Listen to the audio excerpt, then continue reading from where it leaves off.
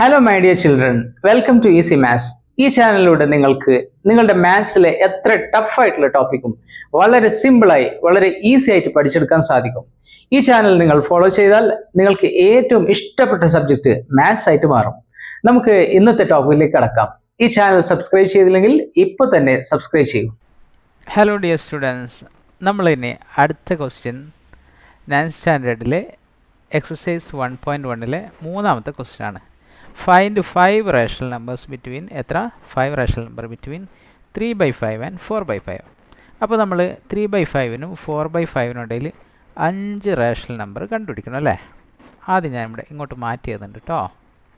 3/5-ൻ്റെയും നല്ലൊരു വര വരച്ചാലോ? Yes, straight ആയിട്ട് ഒരു വരക്ക അല്ലേ. 3/5-ൻ്റെയും 4/5-ൻ്റെയും ഇടയിൽ 5 റേഷണൽ നമ്പർ കണക്കാണ്.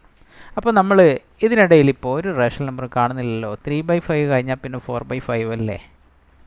അപ്പോൾ നമ്മൾ എന്ത് ചെയ്യണം? മുന്നത്തെ ക്വസ്റ്റ്യൻ ചെയ്ത പോലെ നമുക്ക് 5 റേഷണൽ നമ്പർ കണ്ടുപിടിക്കണമെങ്കിൽ നമ്മൾ എന്ത് വേണമെന്നറിയോ?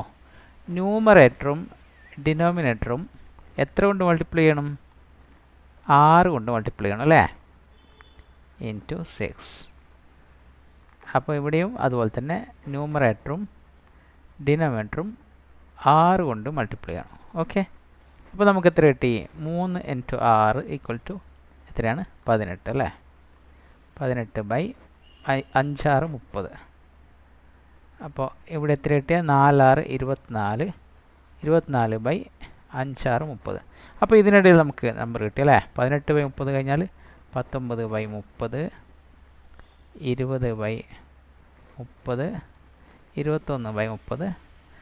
20/30, 21/30, 22/30, 23/30 അല്ലേ.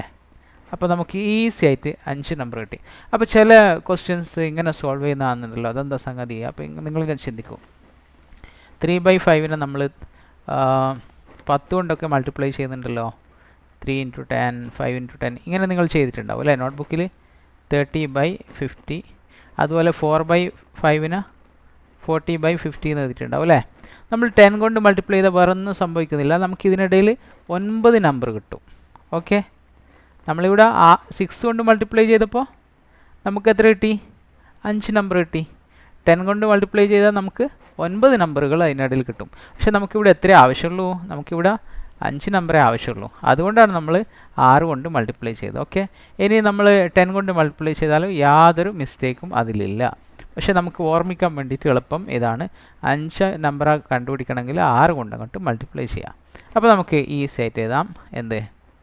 3/5 = രണ്ടിന് നമുക്ക് എത്ര കൊണ്ട് മൾട്ടിപ്ലൈ ചെയ്യാം? 6 കൊണ്ട് അല്ലേ. 5 നമ്പർ വേണ്ടതുകൊണ്ട് 6 കൊണ്ട്. =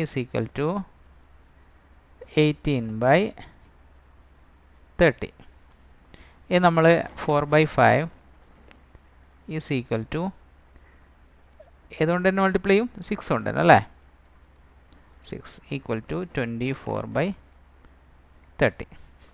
So 5 rational numbers are 5 rational numbers are ഏതൊക്കെയാണ് വരുന്നത്? 19/30 നമുക്ക് ഓൾറെഡി അറിയാം അല്ലേ. 20/30, 21/30, 22/30, 23/30. വളരെ സിമ്പിളായിട്ട് കണ്ടുപിടിച്ചില്ലേ. ഓക്കെ, ഇനി നമുക്ക് അടുത്ത ക്വസ്റ്റ്യനുമായി കാണാം. Bye bye.